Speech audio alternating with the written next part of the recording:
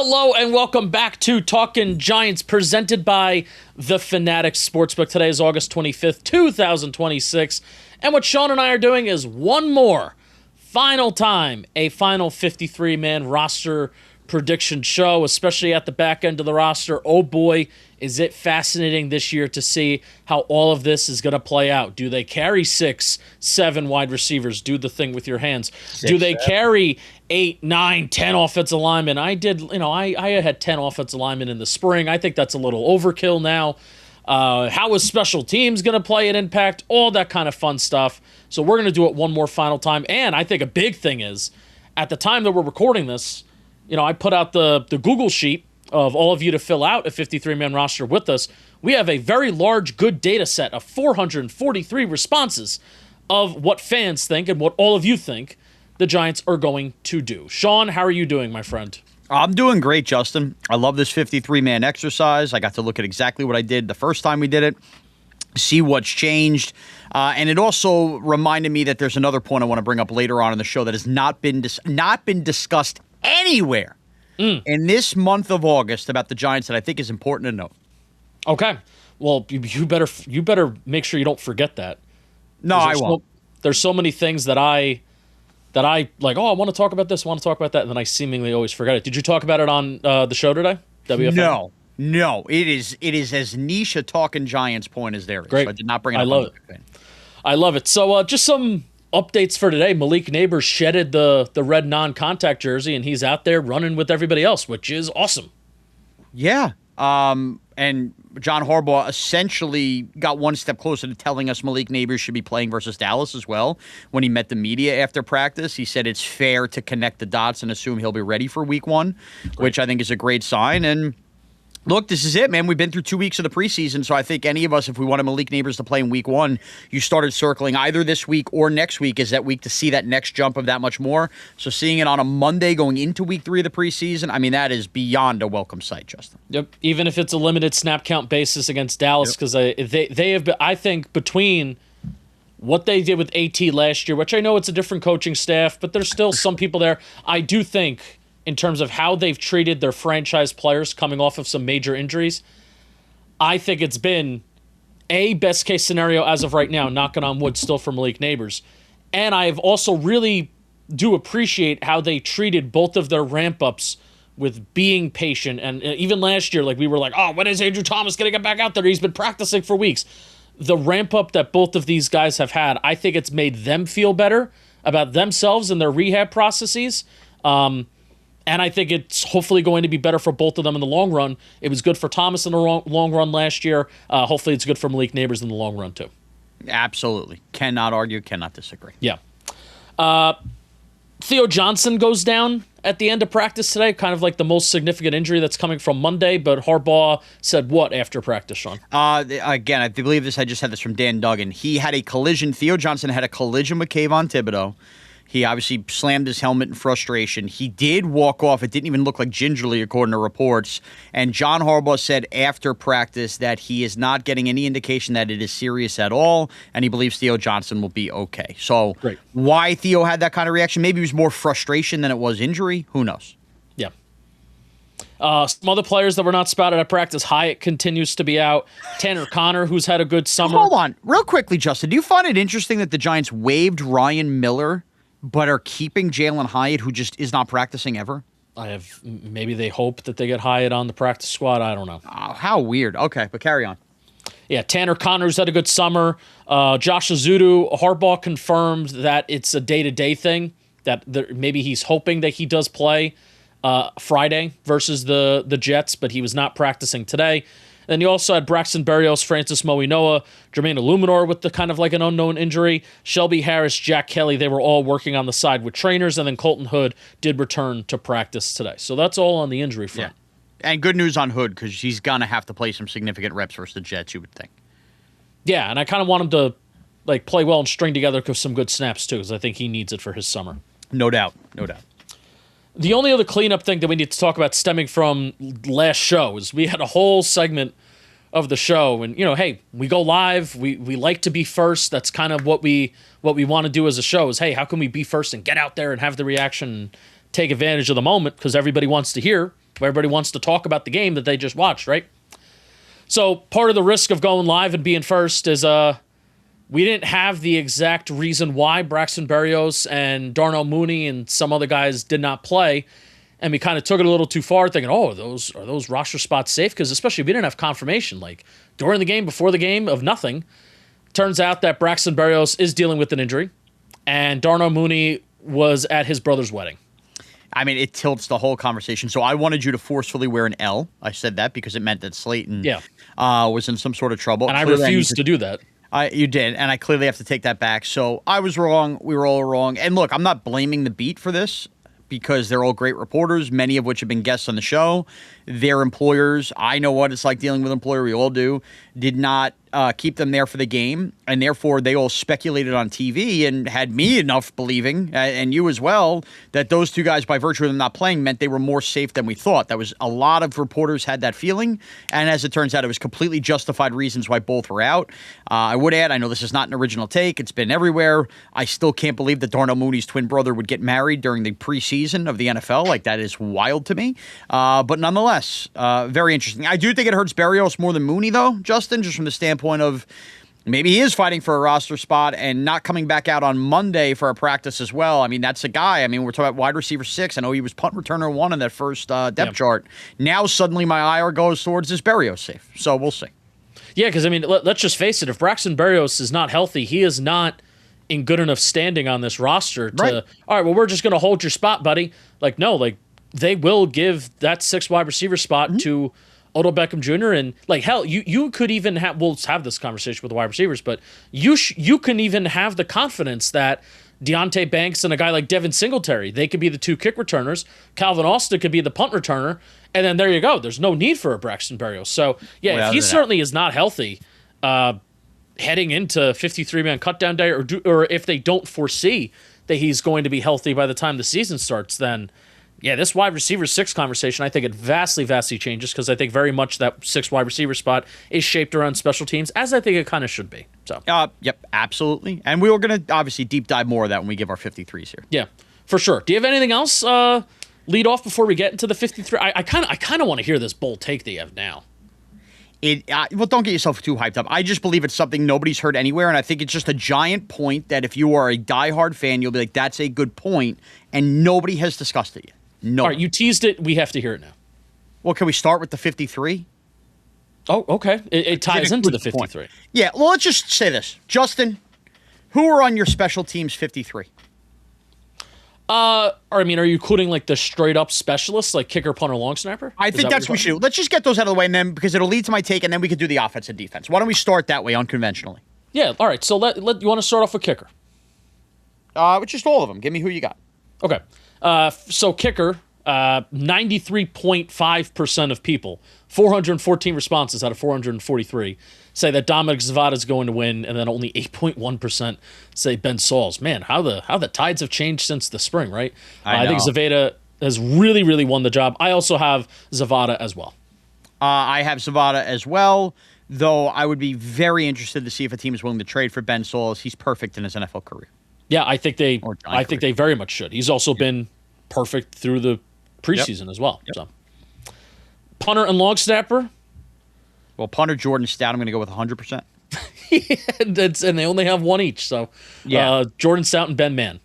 Okay, so here's what I was going to say about Ben Mann. This is my point. My hot take circles around Ben Mann. Has anybody noticed any sort of erratic long snap at any point between punts and kicks? So much so that I went back and I quickly rewatched the Dolphin game and fast-forwarded to all special teams plays. Now, why am I bringing this up? Do you remember when we all sort of had a mini overreaction early in the summer when they released Triner after they didn't bring back Casey Kreider? And it was the idea of we're going with an undrafted rookie long snapper. Like, it was a very minimal little thing that felt important in May or June or whenever the hell that happened that we kind of forgot about because it's not something sexy to talk about, which is why I am assuring you nobody is doing the work and talking about this. This guy's having an incredible preseason. His snaps are awesome. And if you're going to have an operation with a rookie kicker, I think it's pretty freaking important that the long snapper not be a disaster. So my biggest hot take is that of all the positions that we are talking about, somehow they have uncovered an undrafted rookie with NFL pedigree, giant pedigree from Boston College, and he has been as perfect a long snapper this preseason as you could have hoped, so much so that we forgot that it was an issue. We forgot that it could have been an issue. Yeah, and I'm so petrified, and we all have such PTSD when it comes to special teams, that when they did make the decision to cut the veterans over the spring, but that being Jason Sanders and the long snapper, I'm sitting here on pins and needles, like, oh my God, What are we doing? I feel like we're going down a path that, just not having enough depth and not having enough options. I feel like we've been here before. We're putting ourselves in a corner where we have to run out of, all these rookies and stuff like that. But they've seemingly had perfect summers. They've seemingly have done enough to impress this coaching staff, which I think, especially special teams wise, they have high expectations. And even forget the just resting on the pedigree of the coaching staff and being like, I trust them. Like you said, they've performed. These guys have come out and performed. So they have, and when you think about the longevity of Zach Diassi and then into Casey Kreider, I mean, Ben Mann, this training camp, if this continues in the season, I mean, you're talking about a guy who at some point you're going to be having a conversation 10 years from now. Is he one of the longest tenured Giants? So. And then even the kicker battle too. Even bring it back to that. Yeah. The kicking battle's not a problem. Like, think about it. We thought, do they sign a veteran? Do they sign a veteran? Do they sign a veteran? What would a veteran have changed this summer between these two guys, other than taking away reps? I maybe would have liked to see Zvada more like in-game reps. Like, man, I would have just loved to see him kick that at the end of the first half, game one. Even if it was a miss against the Vikings, I would have just loved to see him be in that moment and see how he deals with that. But I'm excited for him. I am too. I'm excited for him. Whatever. We could all make our bold takes or whatever. If Zvada makes this team, the Giants are winning a football game where they kick a 60-yard field goal this year. Like, that is going to happen for the Giants. And we're going to be sitting there going, oh, my God, we finally did it. Yeah, I have no doubt we're going to get that moment this year. I don't know when. It could be a game that we sweat out for no reason versus Arizona, but that's going to happen. Yeah. All right, before we get now that we did the specials, typically that's like the last thing that you do, just doing those three positions. We let off with that. That lets you know that where the Giants are as a franchise and where the fan mindset is, where Shaun's mind is. Before we get to the meat and potatoes of the 53-man roster, I do want to talk to you about the Fanatics Sportsbook, because this season, it is this close, Shaun. It is this close. Kickoff's coming, and there's no better place to be than the Fanatics Sportsbook. Every bet you place on Fanatics Sportsbook, it earns FanCash. Of course you know this. Up to 10% back, win or lose. Spend it on official gear and collectibles at Fanatics.com. Redeem it for your next bet or put it towards exclusive experiences across the world of Fanatics. And unlike points, FanCash, it does not expire. It just stacks. And right now, you can lock in your pick for this year's big game winner before the season even starts and opt into a 30% profit boost on it. So if you're already set on who's taking it all the way, no reason to wait. Get the most out of that pick right now. I even threw $50 on Arvo Reese at plus 900 to win Defensive Rookie of the Year. There's a lot of good odds on the Fanatics Sportsbook, and we've got a special sign-up offer for all of you to enhance your betting experience and get it started right. Download the Fanatics Sportsbook app and you register using code JOHNBOY to receive $100,000 fan cash after a $5 bet. Fanatics Sportsbook, winning hits different here. Thank you to Fanatics. Hell yeah. Quarterback pretty easy, right? Okay, well, I did have to change, though, because I had three quarterbacks making it on my first 53. I only have two now. Yeah, I have two as well. Jackson Dart and Jameis Winston. Yep. Easy peasy. There's zero reason for Brandon Allen to be on this team outside of a practice squad. Yeah, basically 100% for both Dart and Winston on people's responses. 5.4% Brandon Allen, 13.1% say Jake Haener. I am with the majority of people here. Yep. Okay, me too. So two quarterbacks. But my first shakeup, at least, though. My first shakeup, because I had three. Yeah, I didn't pull up maybe I should pull up what I did in the spring and maybe compare. That's good on you. Thank you. Running back. So out of the 443 responses, we have 99.8% of people, so you have to take into account that maybe are trolling us a little bit here. Yeah, but for sure. 99% of people say Cam Scatterbo. 96.8% say Tyron Tracy. 86.7% say Devin Singletary. 2.5% say Eric Ray. Only one person, that's 0.2%, said Damone Bankston. And then, this is like really high, but I guess it shouldn't be that surprising. but 97.3% of people do say Najee Harris. So we have 4 running backs all with above 86.7% chance of making this 53-man roster based on what everybody filled out. Yeah, I have all 4 of these guys as well. My original 53 had 3, so I robbed a quarterback position to add the 4th running back. And Justin, you had done that homework, which was, obviously great in terms of Harbaugh keeping 4 running backs. So I'm here. And also when they signed Najee Harris, the rhetoric coming out of there was less about whether he's going to be on the team and more about whose role is what. So I sort of took that as an indication that they signed him with the expectation he'll be on the 53. Right. Yeah, I also have 4 running backs. I did mention, 3 of the last 4 years that John Harbaugh has carried 4 running backs. That's a trend that, that I figured out and that we picked up going back to our spring 53-man roster episode. But because they didn't really have that capable 4th running back, I'm like, well, it doesn't make sense to carry 4. Now they bring in Najee Harris. I don't think they're bringing him here for no reason. So I also do have 4. Now, what my preference is, Shaun, I don't think you need 4.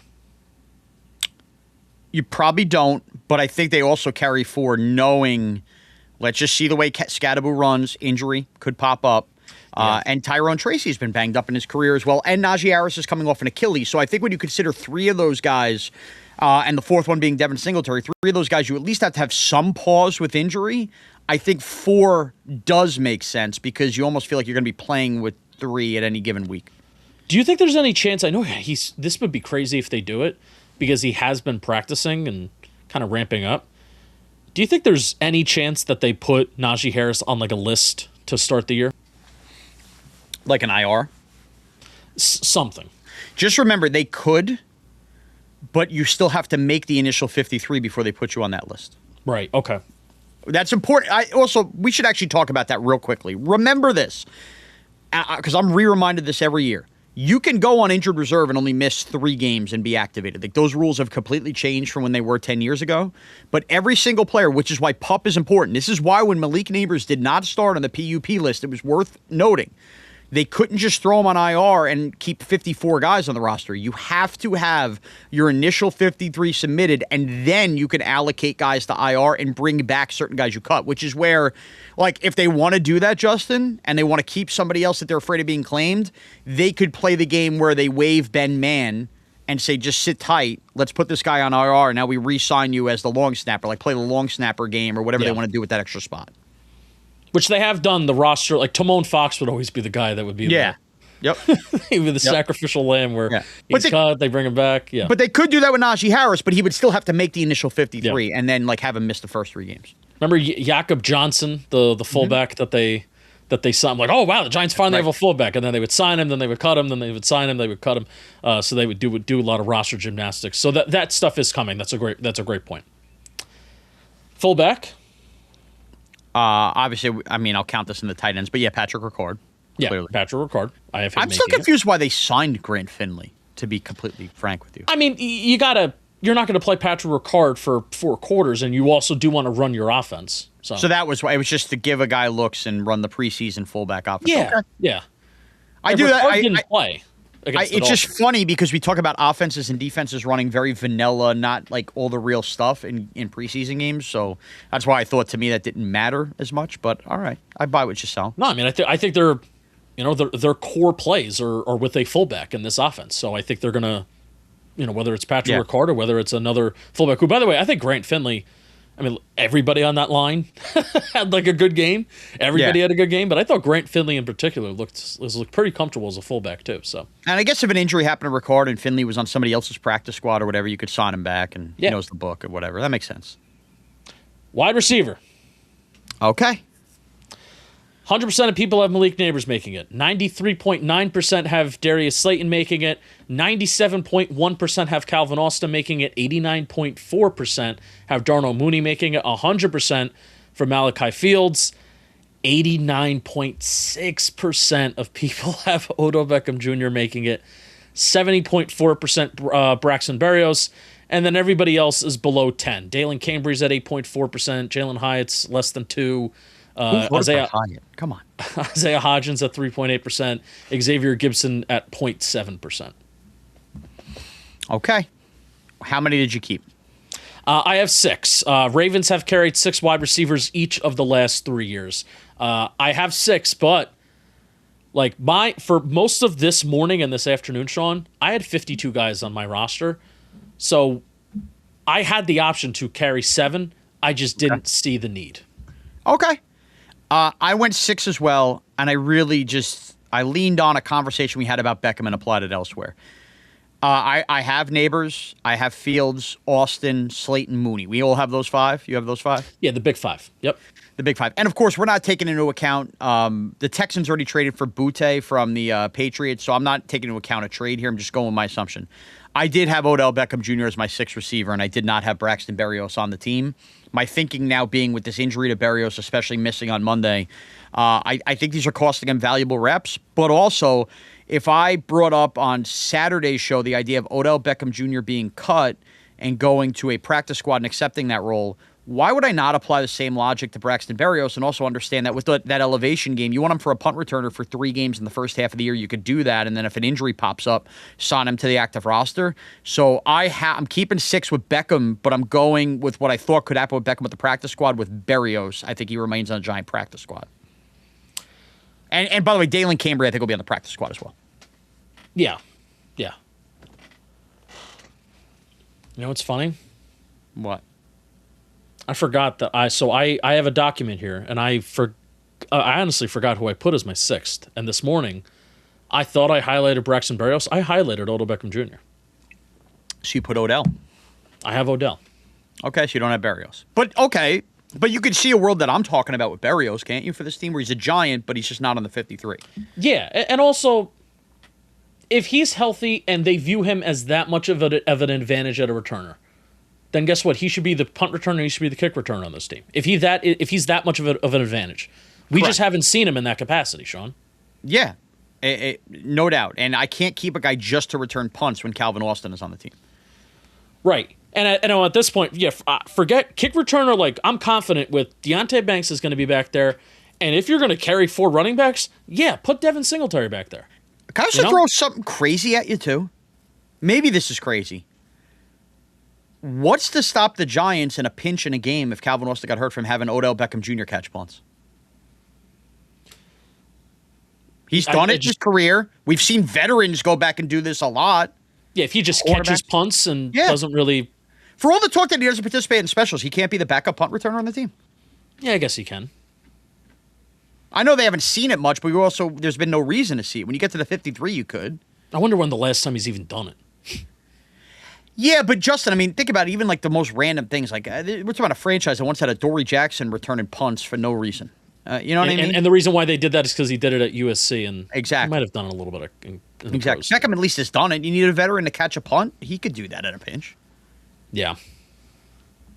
Yeah, so really, like, the advantage for keeping Braxton Berrios, if you view him that much as a kick returner, and then, like, do you not want to put Calvin Austin out there as a punt returner? I'm okay, and then my counterpoint to that would be if we're running all this, 12 personnel, how much is Calvin Austin getting reps out of the slot anyway? Right. I want to look when was the last time that Odell? Because it's a good point by you. When was the last time that Odell caught a punt in game? I'm gonna guess he never did it with anybody but the Giants. That's my guess. My God, I'm using a different computer and it is annoying me. I'm having a bunch of technology at my house, like not function for me. I am using my Chromebook that I had when I was in college. That is where I am at right now. Odell punt return. Let's see.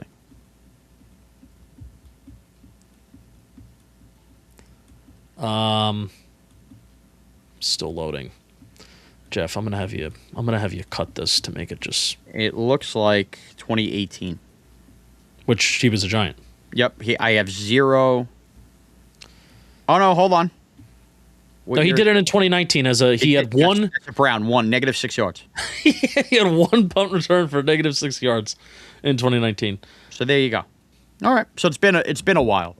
I'm not telling you Odell Beckham Jr. is a Giants punt returner. I'm just saying in the argument to not have Berrios on the roster, if Calvin Austin were to get banged up in a game, and all Berrios was offering is that, why? In a pinch.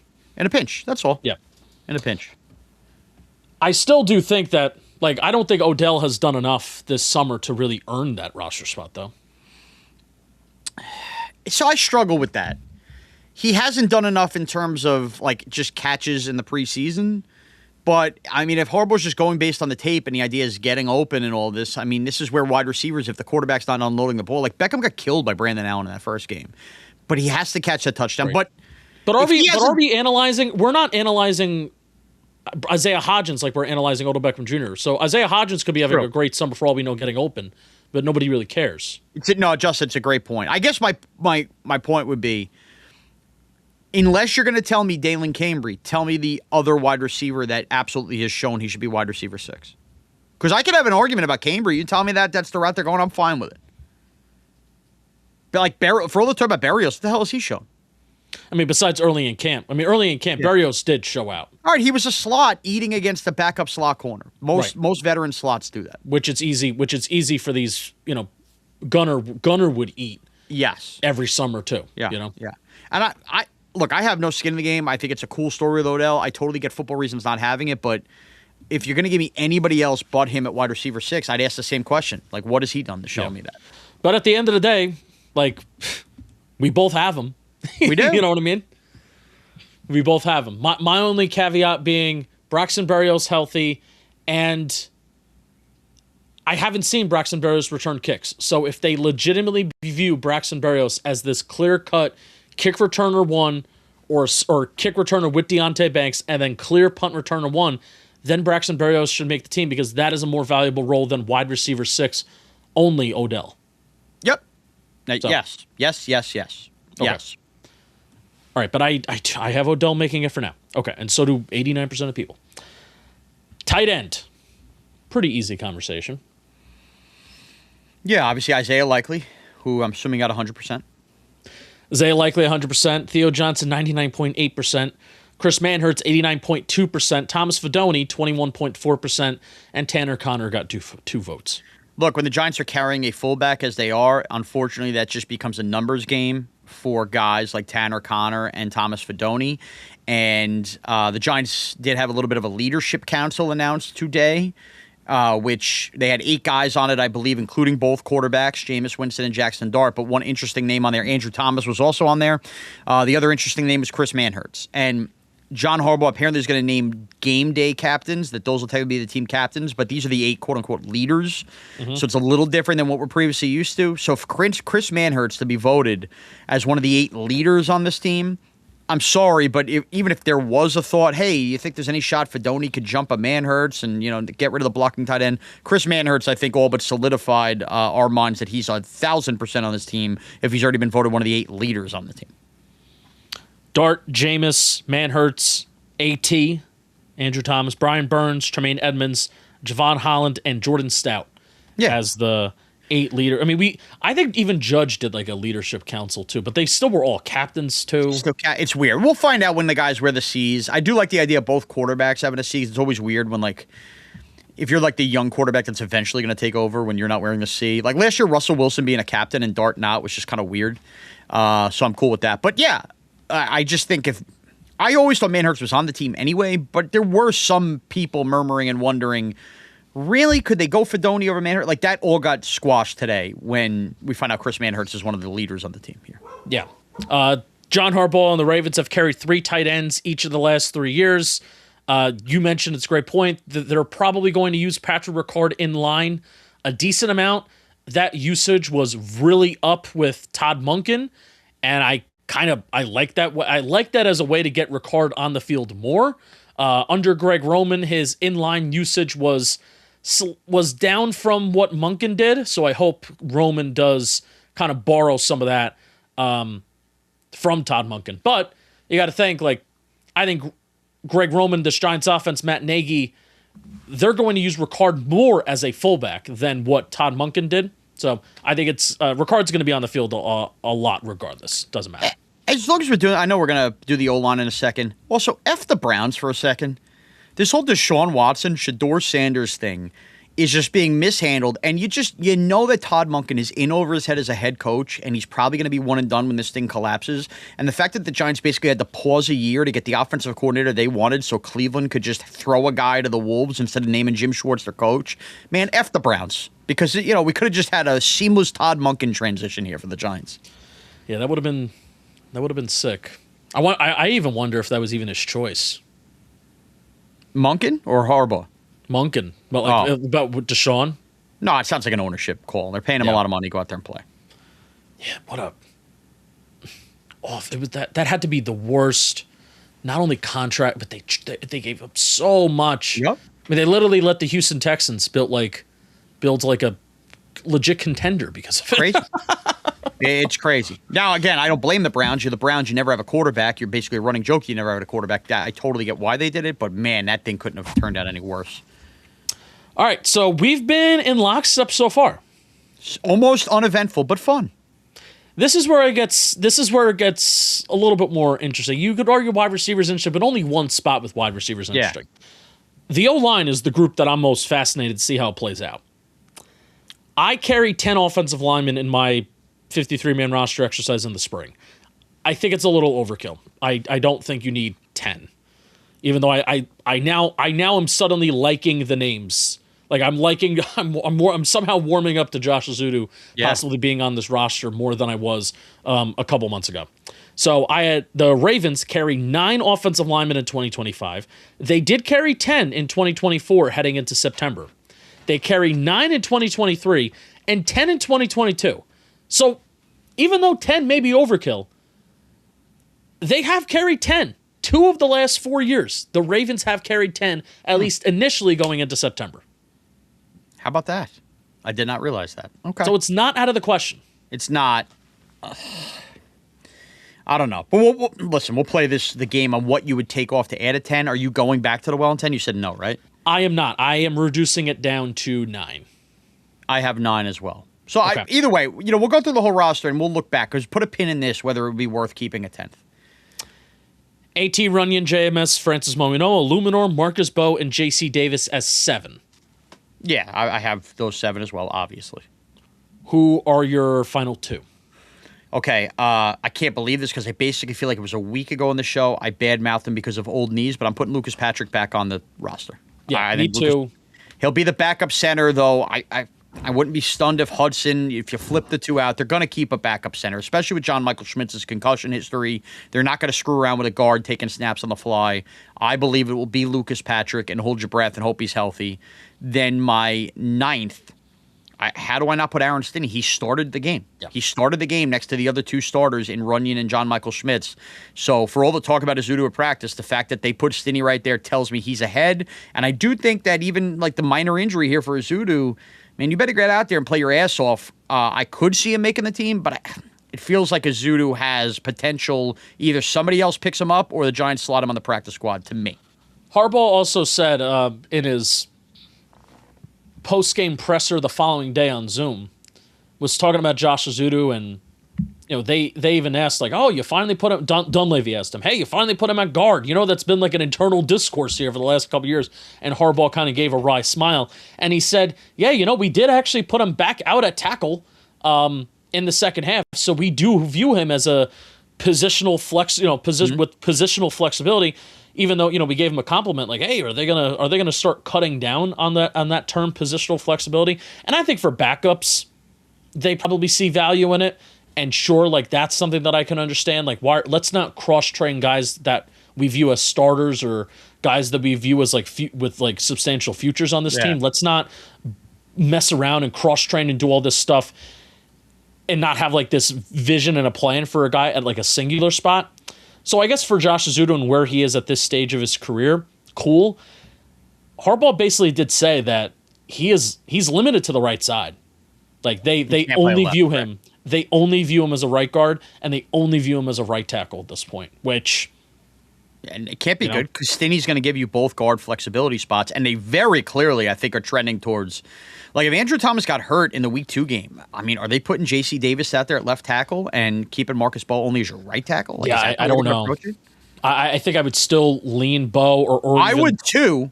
Or even sliding a Luminor over to the left, and then you have Marcus Bowe at the right side, which is maybe where I would lean. But right now, like, I have Lucas Patrick and Aaron Stinney as well. And why I view it as 10, Shaun? Because 10 is overkill. Because you have your 2 backup tackles that, in a way, like, I feel much better about J.C. Davis as your second tackle. I feel decent about that. Better than James Hudson. Yep. Yeah, better than James Hudson. And then you have Lucas Patrick that's going to be your backup center and give you guard flexibility. And then Aaron Stinney as your backup guard. So you have 2 backup tackles and then 2 guards/centers. So yeah, and again, whenever you're doing a 53, I'm just like the 4th time I'm going to say this, the rules have changed. Like, if Ezeudu doesn't go anywhere else, him being on the practice squad, if you know a game week, a guy is not going to be active, that's a healthy lineman that you need, that use those elevations on Josh Ezeudu in that way. Yeah. So the results from everybody that submitted their responses, obviously the top 5 all being 100%. J.C. Davis at 94.8%. Marcus Bowe was at 100% as well. Josh Ezeudu, am I seeing this right? At 83.5%? I don't know, man. That's a lot of meth used by the voters if they think that. Aaron Stinney, 62.3%. Lucas Patrick at 43.3%. Evan Neal at 33.2%. Brian Hudson at 34.3%. Jay Kubas at 7%. And then everybody else with basically below 2%. So you got some Ezeudu stands in there. 83.5%. I wonder how many people voted on that off the joint practice when it felt like he slid right in. Well, I put this out. I think I put it out after the game. Oh, you did? I'm sorry. I thought it was out earlier than that. My bad. You're right. Even the game. Like, he played really well in the game. It's true. That's true. Hey, listen, we'll see. I mean, that's good. Would you agree it's because of the center ability, I'm assuming it's Patrick versus Hudson and it's Stinney versus Ezeudu, right? And if you carry 10, who would your 10th be? Would it be Brian Hudson or Josh Ezeudu? I guess Ezeudu, because he also offers tackle flexibility. I would lean Ezeudu as well. I don't think they're going to carry 10, though. I don't. Yeah. And I also don't think there's any reason to carry 10 with the way the rules are. Right. Now, yeah, so I did pull up my spring 53-man roster prediction, and I think I had Ezeudu making it because I was worried about the backup tackle depth. That's what I was worried about. Mm. Yeah, but how could you be worried about that now? Yeah, we haven't seen J.C. Davis against anybody that's decent. But I still pretty confident Marcus Bowe is a swing tackle overall, that if J.C. Davis is your now 4th tackle. Right. We've come a long way. We used to not have that 3rd tackle. Sometimes they have the 2nd tackle. 100%. If they carry 10 offensive linemen, by the way, I'm totally fine with that. I would be very interested to see where they take away from then. Right. All right. Before we keep going, because now we have fully moved off the offense, we're going to go all defense here. Before we keep going, I do want to talk to you about Hims. Today's episode is sponsored by Hims. The moment you notice something's off in the bedroom, it tends to stick with you. Most guys sit on it longer than they should, and Hims makes it simple to actually do something about it with real treatments, with real treatment options, 100% online. Hims connects you with a licensed healthcare providers online. No awkward appointments, no pharmacy lines. Complete a simple online intake. A provider reviews your information, and if prescribed your treatment, it ships directly to your door. If one option isn't right, there are additional treatment options available so you can find what works best. To get simple online access to a personalized, affordable care for ED, hair loss, and more, visit hims.com/giants. That's HIMS.com/giants. Hims.com/giants. Not available in all 50 states. Prescription required. See website for details, restrictions, and important safety information. Sildenafil's generic version of Viagra. Viagra is a registered trademark of Viatris Specialty LLC. Hims is not affiliated with or endorsed by Viatris. Thank you, Hims. Man, Justin, I'm sitting here still as we're about to do the defense going, do I make this last second change? Do I make this last second change? So this is going to be a fascinating conversation. I've struggled with something. Okay. Shawnee has a thought, but we'll get there when we get there. Corners. Okay, starting corners. I like it. How many are you carrying? 6. I'm also carrying 6. We've agreed with everything so far. This is boring. That's okay. Also, probably a good sign for the Giants. Them being 5th in the way, this is where I think it's really going to, this position, cornerback, and then also interior D-line is where you're going to feel like the possible waiver claim effect of things. So I have 6 as well. Here's what our responses said. Paulson Adebo at 100%. One person thinks Greg Newsome isn't making the roster, but 99.8% of people do think he's going to make it. 100% of people say Colton Hood. 99.3% say Drew Phillips. Deontay Banks, 99.5%. Art Green leading the way with the other ones, 33.4%. Corey Black at 25.1%. Nick Jones, 7.2%. And one lonely vote for Ugo Amadi at 0.2%. Who wears Tyrone Tracy's number. Who wears Tyrone Tracy's number. Okay. I have the big five, obviously. Adebo, Newsome, Hood, Phillips, Banks, as you do as well, I assume. Yes. I'm putting Art Green on there, but I would not be stunned in the least if Corey Black makes his team over Art Green now. Okay. I think Art Green has more special teams value. Yeah, I mean, it's hard for me to say what – I haven't paid close enough attention to Corey Black's special teams ability when he's been out there, but I do think that Corey Black is at least playing with a little more awareness than I thought. Art Green has looked a couple moments in this preseason like a chicken with his head cut off, so I still think they'll lean Art Green, special teams, all of that, wide receiver 6, but I don't know, man. There's a part of me that thinks like that could be a minor surprise on cutdown day. Corey Black last year played 40 special team snaps. That was 17%. And this is not total snaps, by the way. This is taking into account the 9 games that he appeared in, the 2 games that he somehow started for the Giants. 17% of snaps when he was eligible to play in games for the Giants. That slightly went up with the Jets in the 2 games that he appeared in. 29% of the special team snaps Corey Black appeared in. Okay. All right, so I mean, he gives you something. But yeah, Art Green probably for the specials makes it. Yeah. But just keep an eye on that one. Keep an eye on that one. That could be a minor surprise. And again, like I agreed with the big 5, but this is where a waiver claim could very much come in as well. That's a great point, too. Great point. Anything could happen. The Giants, the Ravens carried 6 in 2025, 6 in 2024, 7 in 2023, and 6 in 2022. So it's fair to presume that they're going to carry 6 leading into September. Okay.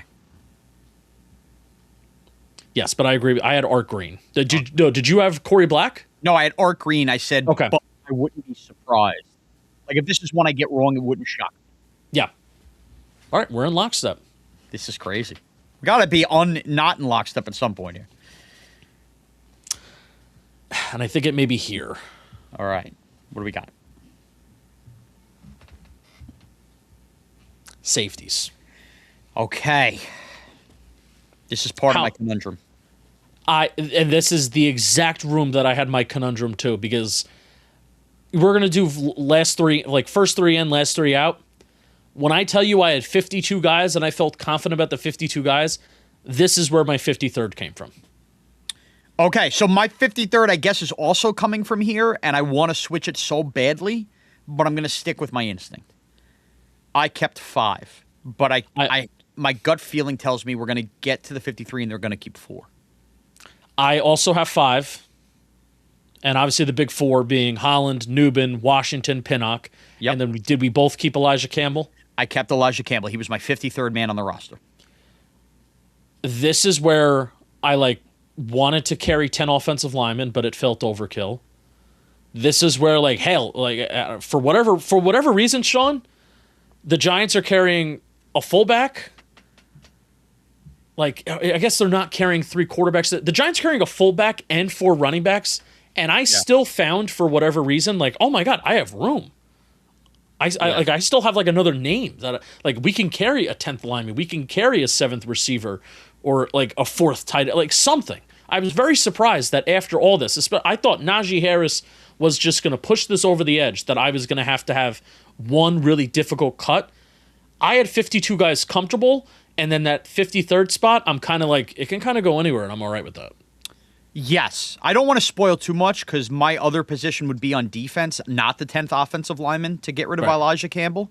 And I think I have pretty sound reasoning, and this is all in the last 2 hours this has come to me. But, yeah, I think exactly that. And I think Campbell offers you a lot of special teams and everything. Plus, I also still view Ardarius Washington as a guy who could be a little bit of a duct tape in the cornerback room as well. Oh, yeah. So that plays into it. But, yeah, okay. So we have the same 5, but both with our 53rd man, which is interesting. Ardarius Washington also basically does serve as a depth backup and even nickel corner that's going to play a lot of snaps. So He's a Swiss And I Army had knife the in that thought, way. my initial 53, I had 5 as well, but my 5th was Bo Braid based on his Ravens lineage. It Right. just doesn't feel like he's done enough. I know he picked up that fumble at the very end of the game on Saturday, but not enough for me. Basically, majority of people think that they're going to carry 4 because Holland, Newman, Washington, and Pinnock are all above 96, 97%. Yeah, okay. I'm curious then for everybody else's. I guess we'll count up those percentages where it goes. I wonder. And then Elijah Campbell's at 20.5%. You have Bo Braid at 5.4%, and then Raheem Lane and JT Woods are both below 2.5%. Okay. All right. Damn, I hate. Again, we're both. I in all fairness, I did have 5. I had this same. Yeah. I had this same predicament with my spring 53-man roster where I did carry Elijah Campbell. I also carried Elijah Campbell at the time of the spring because he also legitimately just had a good spring. So Yeah, that's true. That's true. Now I'm so curious. I'm so curious if we're going to be aligned in a certain way of thinking. yeah, this is another spot. So we're going on to interior linebacker right now. This is another spot where Okay. let's just say like I remove Elijah Campbell from this. Yeah. And if I want to carry, let's just say I want to carry 6 interior linebackers instead of 5. I feel like I'm okay with that. Yeah, that feels like overkill for this room. I don't feel comfortable carrying. Usually more. it's not, though. Usually it's not with this interior linebacker. What we have learned on this show and what we have said for years on this show is this is the one position on the depth chart that seemingly every year it gets ran through. It gets torn apart to shreds. Okay, but my pushback would be, this is the first year I feel so confident in 3 starters. We're in the only 2 spots that it just feels less flimsy if everybody's healthy. Like, you're not going to be dying to rotate guys out when Tremaine Edmonds and Arvell Reese are on the team and Micah McFadden's the first guy up behind them. Right. But even with injuries, for whatever reason, this is just the position and this is the room that always just gets torn apart. So even if they just want to carry, and even if it's to start, even if they just want to carry 6, I would be okay with that. So we both have 5, correct? Yeah. And obviously, are we going 100% on Edmonds Reese? Is that what the listeners have said? Edmonds, Reese, 100%. Micah McFadden at 99.3%. Jack Kelly at 98.9%. Yeah. I have So those. I have those top 4 as well. I have those 4. So who was your 5th? Zaire Barnes. I'm also Zaire Barnes. I think he's, at this point, very much better than Darius Mosa. Yep, which is, it sucks for Muasau, but it's another one of those guys as the roster gets better. I think Barnes is so needed on special teams as well. I think he just shows up every time you watch it. Yeah. I think it was also just not a very good draft pick by this regime. Yeah, Muasau. Very slow, and they loved him. Wow. Yeah, I have lockstep again. 29.3% of people said Darius Mosa, 22.8% said Zaire Barnes, and then less than 1.2% for Anthony Orgy and Chandler Martin. Anthony Orgy. Orgy. Yeah, what a name. That is how you say it. What a name. I think I remember looking at him at the draft a couple years ago. Not a foreign name when he Anthony signed. Orgy. Yeah. He has not shown up on my radar at all this camp. Bob Papa said his name during a preseason game. I think he made some sort of player tackle, and I laughed hearing Bob Papa say the word orgy. By the way, this was not the room, you mentioned 6, this was not the room I struggled with here with keeping Elijah Campbell. Okay.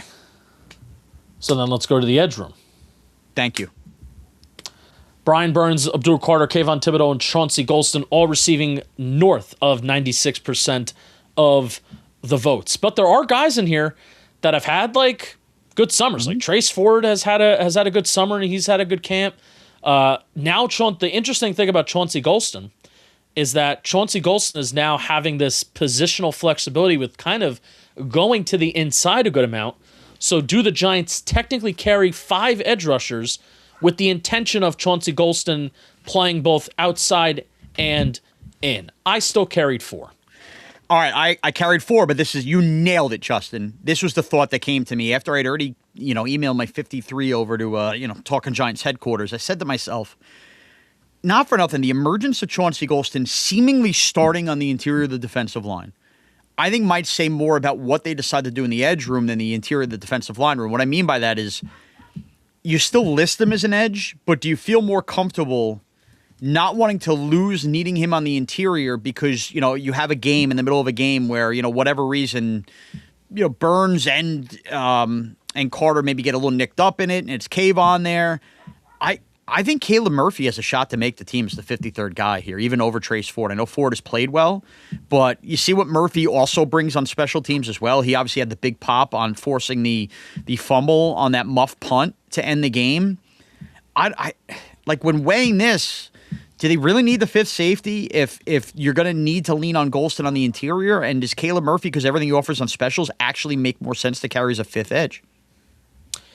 Yeah, I think this is where I get a little frustrated with having elongated special teams conversations at this time of the year. But they matter in the 53-man roster. No, it does. No, but my frustration with it is I don't know and do not claim to know outside of Gunner. I don't know positions on special teams. I agree with you. Yeah. So, I would keep a guy like Elijah Campbell around. He does have a legit special teams background, but I'm just looking at snaps, right? Mm-hmm. But now we're talking about roles on where could they need guys on specials, and could a guy like Caleb Murphy fit better than another safety and another secondary type of body? You know what I mean? Yeah. So you could be right there. Yeah, that's just that. Okay, so we get it. Now, if you had to carry a fifth, would you go Ford over Murphy? Yeah, I mean he's just played better, so yeah. Okay. All right. That's fine. I mean, flip a quarter. But either way, I think there's a chance they rob Peter to pay Paul and keep five edges by Golston's versatility on the interior, especially if they're leaning on him to start games on the interior. Which, by the way, if you look on our lads, the Giants depth chart, it's Shelby Harris listed at D end, and then Chauncey Golston is the next guy listed. So yeah, this could just be a me thing. That's I'm just looking at Chauncey Golston has played edge his career. Let's see where he's listed on Pro Football Reference. On Pro Football Reference, he is listed. God, I hate using a computer from 2016. He's listed as a defensive end on Pro Football Reference as well. So we may be thinking about this edge room all wrong, and there's going to be a fourth edge like Ford or Murphy that makes the team. And does that mean one less of these D tackles, we think, or does that mean taking a safety, or some of you who had six linebackers off the field? Right. So that's why I can't put a 10th offensive lineman. I keep coming back to this dilemma. I think we correct it, by the way. That it's going to be Golston on the interior, and they're going to keep an extra edge? I mean, you could still list Golston wherever you want. Right. But I think keeping an extra edge rusher, it justifies it because you have the flexibility that Golston gives you. So it sucks. I'm going to stick with the five safeties, knowing damn well I think we figured this out, and they're actually getting Ford or Murphy is going to be on this team. Yeah, and technically, so those guys would be one of your last three players out. Yes. Yep. For sure. Yep. Okay. Defensive line. Our last position group. All right. By the way, I didn't read the responses for the edge rushers, for the edge room. My apologies. So 2.7% say Khalil Kareem, 6.3% say Trace Ford, and 3.6% say Caleb Murphy. And this may be the biggest upset of them all, like we kind of talked about. Yep. Interior D line. Fun. Darius Alexander, DJ Reed, and Shelby Harris all receiving more than 99% of the votes. Bobby James and Travis receiving 83.7%. Lecky Fotu at 68.8%. Josh Topu at 20.8%. Zach Pickens at 9.9%. And then everybody else, Ben Barton and Quinn Barnes Jr. and Marlon Davidson all receiving less than 2.5% of the votes. How many are you carrying? 5, not including Golston, obviously. I'm carrying 5 too, but obviously, and red alarms, one of these guys, Lecky Fotu is probably not going to be on the team come September 13th, and another defensive lineman is going to be on this team. Yeah, there's going to be an unknown body, but in the world in which nobody becomes available till whatever after week one, they just don't find anybody. The 5 for me, Reeder and Harris, I'm assuming we both have.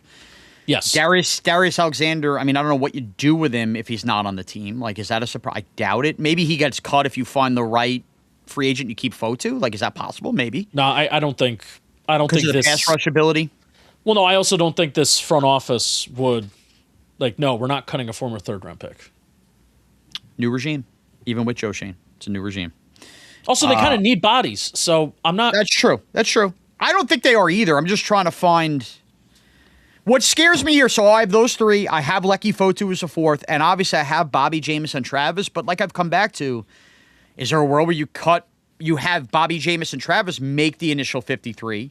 Nobody claims them right away. Everybody goes through their waiver claims. Then you claim your tackle, and then by that point, you hope nobody then claims Bobby, Jamison, Travis on that first wave because everybody's already done their first wave, right? And you hide them on the practice squad. Is that possible? I think it's possible that Bobby, Jamison, Travis starts the year in the practice squad but makes the initial 53. So those are my five, Justin. Obviously, same deal as you, though, knowing that a new body's coming. Yeah, at least one. At least one. At least, right. It could be two, and we get totally thrown off. Yeah. I mean, then you're talking about Lecky Fotu and Bobby Jamison, Travis being, not here, or they just carry 6. Again, entirely possible. And then if they claim that other guy, does that mean less starting role for depending on the kind of guy it is for Golston, they feel more comfortable. Yeah. Slide him out to edge. Like there's a million things that could happen here.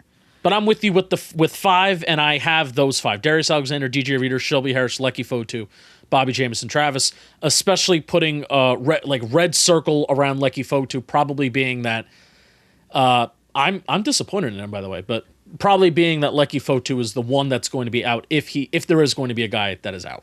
Does that mean we had the same 53-man roster? Dude, I think it does, and that's crazy. Now, first of all, I give us a lot of credit because that means we didn't pre-talk about this. We did not. And we're also not coming out here trying to have some kind of hot take pound the table, which is pretty good of us, but maybe we're just inside each other's brains and talking too much, man. Crazy. Hate that. But I'd rather that than fake an argument for argument's sake. Hate that. By the way, as we're wrapping up the show, I do want to talk about one more thing. We got to talk about TaskRabbit.